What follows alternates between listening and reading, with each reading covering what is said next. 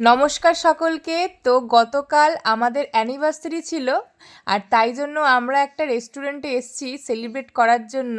কিন্তু এই কেকের ব্যাপারটা পুরোটাই আমার দাদার বৌদি অ্যারেঞ্জ করেছে, আমরা সেটা জানতাম না। আর দেখে আমাদের খুব ভালোও লেগেছে যে তারা কেক নিয়ে এসছে। শুধুমাত্র কেক না, সাথে অনেক গিফটও এনেছে, আমার মায়ের দেওয়া গিফটও এনেছে। অ্যানিভার্সারিতে কোনো প্ল্যানই ছিল না, তারপরেই হঠাৎই একটু প্ল্যান হয়েছে যে চলো তাহলে একটু রেস্টুরেন্টে যাই।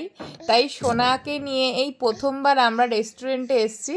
আর সবাই বলছিল সোনাকে একটু কেক দিতে, কিন্তু আমরা তো সোনাকে এখন কেক দিতে পারবো না, কারণ সোনা তো এখন অনেকটাই ছোট, ওর এখনও অন্নপ্রাশন হয়নি। ওর সামনেই অন্নপ্রাশনের পর সোনা অনেক কিছু খেতে পারবে।